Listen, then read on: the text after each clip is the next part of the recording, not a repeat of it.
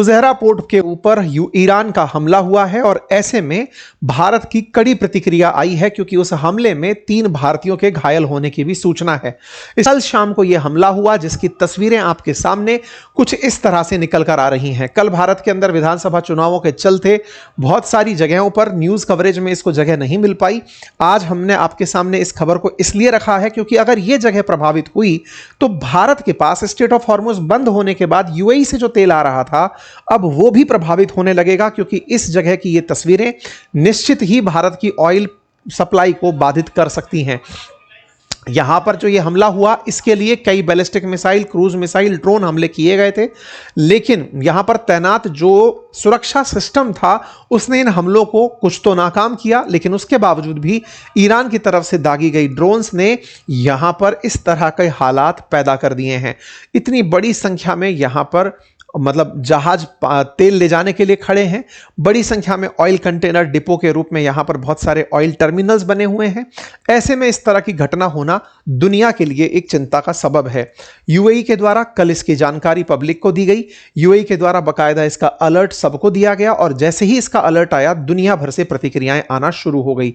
UAE की तरफ से जो जानकारी दी गई उसमें यह जानकारी थी कि जब से ईरान का अटैक शुरू हुआ है, जब से यह युद्ध शुरू हुआ है, तब से 549 बैलिस्टिक मिसाइलें अब तक ईरान पर दागी जा चुकी हैं। 29 क्रूज मिसाइलें दागी जा चुकी हैं और 2260 ड्रोन अब तक यूएई के ऊपर चलाए जा चुके हैं। इनमें से जो कल की घटना थी उसके अंदर 4 यूएवी, 3 क्रूज मिसाइल और 12 बैलिस्टिक मिसाइल दागी गई, जिनकी वजह से ये सारी स्थितियां बनकर के आई। खबर बनकर आती है मिनिस्ट्री ऑफ एजुकेशन की तरफ से यूएई के अंदर कि बच्चों की छुट्टियां अनाउंस कर दी गई 8 मई तक के लिए, ताकि लोग घरों में रहें और इस स्थिति में किसी प्रकार के हताहत ना हो। जब यह सूचना यूएई की तरफ से बाहर आई तो उसके बाद में मार्क कार्नी यानी कि कनाडा की तरफ से यूएई के समर्थन में और ईरान के विरोध में ट्वीट किया गया, यानी कि सोशल मीडिया पर प्रतिक्रिया दी गई। ऐसे ही जर्मनी की तरफ से यूएई के समर्थन में प्रतिक्रिया दी गई, ऐसे ही ईयू की तरफ से प्रतिक्रिया दी गई, इमानुएल मैक्रोन की तरफ से फ्रांस की तरफ से प्रतिक्रिया। कुल मिलाकर बात यह है कि दुनिया भर के देश तुरंत प्रभाव से यूएई के साथ कनेक्ट हो गए। इवन पाकिस्तान ने भी यूएई के समर्थन में कहा कि यह जो हुआ है हमला ये गलत है। यूएई के ऊपर यह जो हमला हुआ है इसको इन्होंने अपनी तरफ से कंडेम किया और भारत ने भी इस पर कड़ी प्रतिक्रिया दी और भारत ने कहा कि वो ऐसे समय पर यूएई के साथ खड़ा है और इस घटना को जिस तरह की स्थितियां गल्फ में बनी हुई हैं इनका पीसफुल रेजोल्यूशन चाहता है। इस तरह की जो जानकारियां हैं जब ये सोशल मीडिया पर आने लगी तो एकदम इंपैक्ट आया कि अब तेल का रास्ता बाधित होगा और अगर तेल का रास्ता बाधित होगा तो तेल सप्लाई के बाधित होने से ऑयल के प्राइसेस बढ़ेंगे। तो कल शाम होते होते ही ऑयल प्राइसेस में $114 प्रति बैरल के हिसाब से क्रूड का भाव चढ़ते हुए दिखाई दिया। भारत ने पूरी तरह से अपनी प्रतिक्रिया देते हुए, क्योंकि यहां पर 3 भारतीयों के घायल होने की खबर है, इसलिए भारत के फुजरा पोर्ट पर हुए यूएई के फुजरा पोर्ट पर हुए हमले को भारत ने पूरी तरह से अस्वीकार्य करार दिया। इस घटना के बाद में फ्लाइट्स की तरफ से भी, यानी इंडिगो की तरफ से भी सूचना दी गई कि customers are advised to check their flight status जाने से पहले, क्योंकि अल्टीमेटली जिस तरह की सिचुएशन बनकर के आई, अचानक फ्लाइट शेड्यूल्स के अंदर परिवर्तन किया गया, क्योंकि अगर स्थितियां फिर से असामान्य होती हैं तो उसके ऊपर से फ्लाइट्स उड़कर नहीं जा पाएंगी।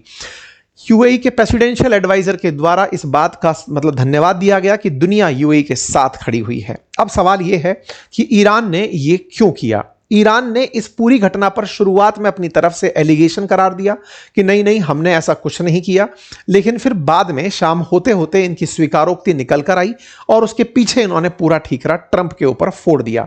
ट्रंप के ऊपर जब ठीकरा फोड़ा तो स्वाभाविक सी बात है कि ट्रंप से सवाल पूछा जाएगा कि सर क्या ईरान ने सीज फायर का उल्लंघन कर दिया है। तो ट्रंप का जवाब था नहीं, सीज फायर का उल्लंघन नहीं है, एक आध मिसाइलें चल गई होंगी, ये सीज फायर अभी तक नहीं टूटी है। फिर सवाल बड़ा बनता है कि आफ्टर ऑल ऐसा हुआ क्यों। तो इसके पीछे का बड़ा कारण यह है कि आईआरजीसी का यह स्टेटमेंट है कि पूरी तरह से स्ट्रेट ऑफ हॉर्मुज हमारे कंट्रोल में है।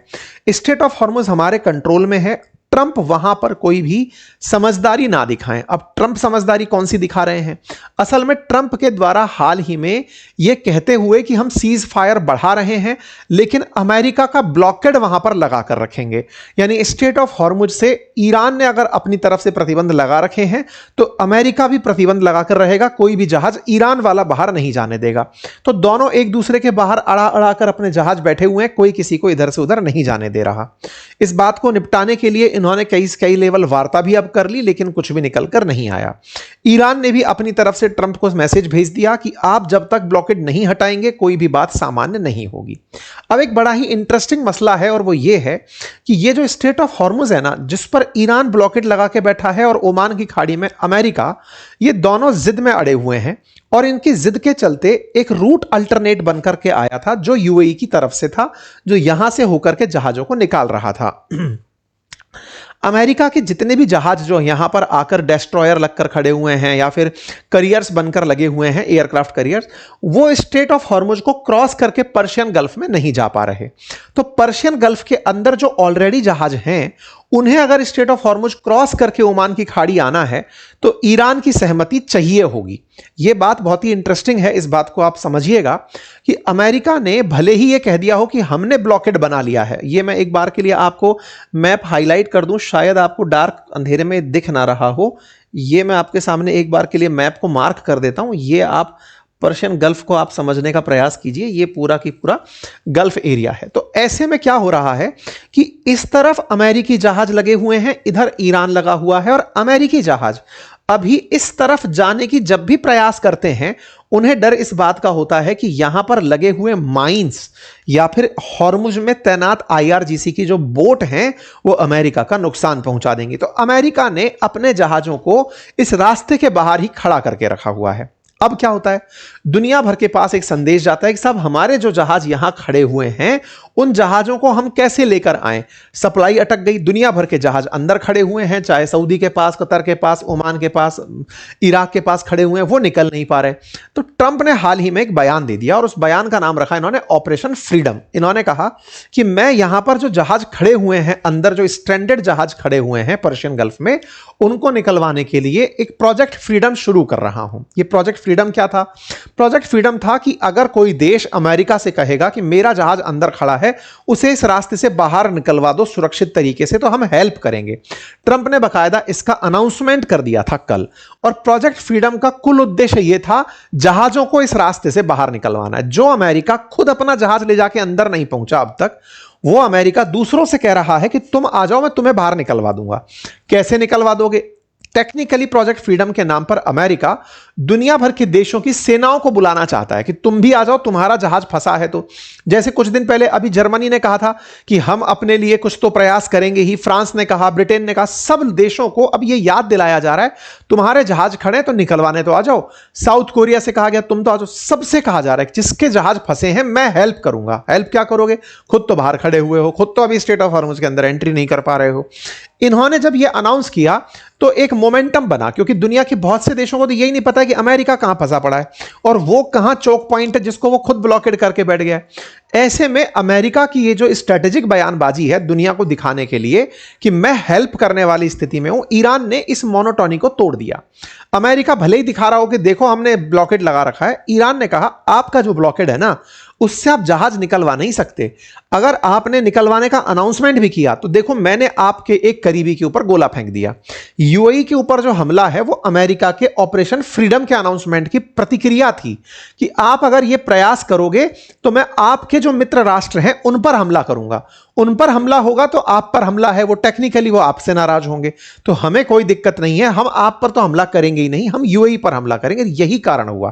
तो ट्रंप ने जो ये खेला किया ना, असल में जो अनाउंसमेंट किया, इस प्रोजेक्ट फ्रीडम की प्रतिक्रिया ईरान ने अपनी तरफ से दे दी और अमेरिका को साफ कहा कि आप कृपया करके यहां से दूर रहना, अपने शिप लेकर मत आ जाना, हम यहां पर गोला चला देंगे। तो साहब कुल मिलाकर के इस स्ट्रेट ऑफ हॉर्मुज शुरू होने से पहले ही खत्म हो गया, यानी कि अमेरिका का ऑपरेशन फ्रीडम चल ही नहीं पाया। सेंटकॉम अपनी तैयारियां दिखा दिखाकर लोगों में माहौल जरूर बना रही है। उम्मीदें सबको हैं कि भाई किसी ना किसी तरीके से तो स्ट्रेट ऑफ हॉर्मुज को ओपन करवाया जाए ताकि दुनिया को तेल की सप्लाई मिले। अभी जो स्ट्रेट ऑफ हॉर्मुज की सप्लाई बाधित हो रखी है उसके चलते वैश्विक स्तर पर क्रूड के दाम बढ़े हुए हैं। खैर, अब देखने वाली बात यह होगी कि ईरान को कंट्रोल कैसे किया जाए। ट्रंप का कहना यह है कि सेंटकॉम ने 4 वो जो बोट उड़ती है ना, इनकी वो पानी में उड़ती है, पानी में चलती है, छोटी छोटी सी बोट जो है, बी बोट्स जिस तरह की हैं, हनी बी बोट्स, उन बोट्स को टारगेट अमेरिका के द्वारा किया जा रहा है ताकि उन बोट्स के माध्यम से आईआरजीसी के प्रभाव को कम किया जा सके। हालांकि आईआरजीसी ने साफ कहा है हमारी सारी की सारी बोट सुरक्षित हैं। इसके ऊपर प्रतिक्रिया के रूप में कहा जाए तो केवल ईरान की प्रतिक्रिया इतनी है कि आपका प्रोजेक्ट फ्रीडम असल में प्रोजेक्ट डेडलॉक है, इससे कुछ नहीं होगा। आओ टेबल पर बैठ के सही से बात करो, तो खुद का ब्लॉकेड हटाओ, तो हम आपसे अपने बारे में बात कोई कर पाएंगे। ठीक है साहब। तो कुल मिलाकर साहब ये बात है, और फुजरा पर धमाके जो हैं वो अमेरिका को जिम्मेदारी देते हुए ईरान ने अपने ऊपर से हाथ साफ कर लिया है। तो भाई साहब ट्रंप, अब आपके हाथ में कौन सा कार्ड है वो बता दीजिए, क्योंकि आप जैसे ही कोई कार्ड चलते हो आपके दोस्तों को मार लग जाती है और दुनिया में उसका असर गहरा हो जाता है। आप लोग इसे कैसे देखते हैं जरूर कमेंट बॉक्स में बताइए।